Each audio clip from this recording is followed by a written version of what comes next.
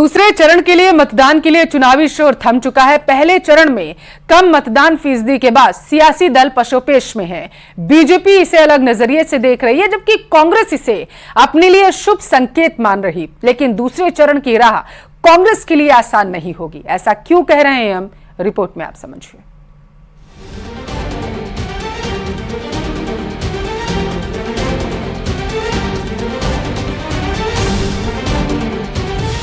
पहले चरण के बाद दूसरे चरण पर टिकी निगाहें। 13 सीटों पर 26 अप्रैल को मतदान।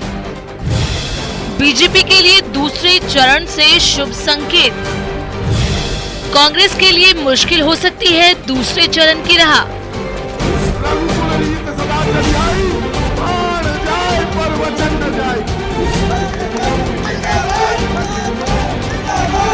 12 सीटों पर हुए पहले चरण के मतदान के बाद कांग्रेस बेहद उत्साहित है और मानकर चल रही है कि नतीजे उसके अनुरूप होंगे।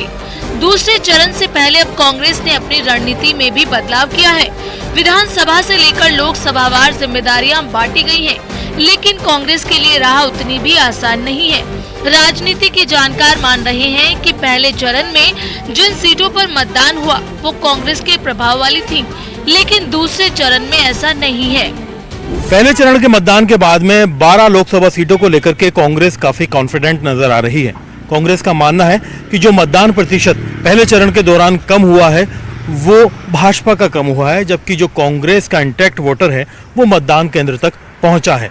यहाँ पर कांग्रेस ये मानकर की चल रही है कि विधानसभा में इन तमाम 12 लोकसभा क्षेत्रों में कांग्रेस का प्रदर्शन अच्छा था और इस बार लोगों के अंदर सरकार के खिलाफ एंटी इनकम्बेंसी थी। ऐसे में इन 12 सीटों पर अच्छे नतीजे की उम्मीद कांग्रेस कर रही है।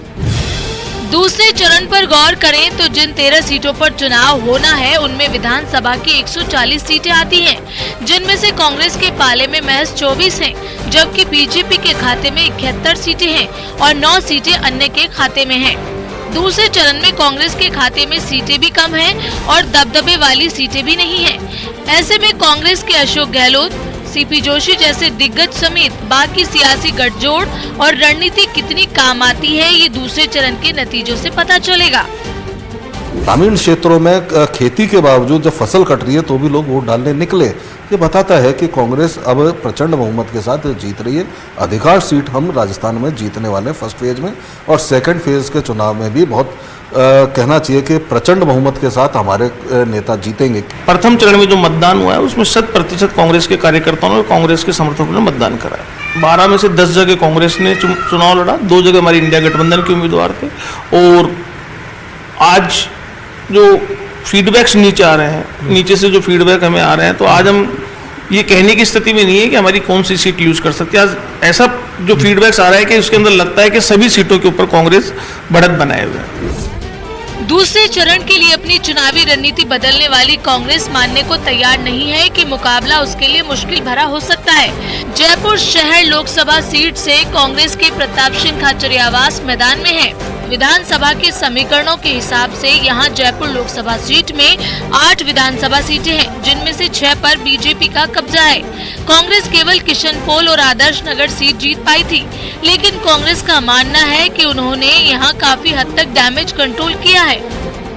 दोनों पार्टियों के कैंडिडेट को देखना पहले, उसके बाद पार्टियों को देखना, यदि देश में डेमोक्रेसी लागू करनी है तो। क्या बात कर रहे हो आप? देश का प्रधानमंत्री जिस तरह की भाषा, क्या कहाँ है बीजेपी? पूरे कांग्रेस को तोड़कर ले गए ईडी, इनकम टैक्स, सीबीआई से डरा कर। बीजेपी तो खत्म हो गई, वहां भी कांग्रेस है। कांग्रेस के नेता चुनाव लड़ रहे हैं 25%, और राजस्थान में मैं आज आपसे कह रहा हूं इनसे ज्यादा सीटें आ रही हैं हमारी। और आइए अब आपको दिखाते 5 मिनट में 25 बड़ी खबरें।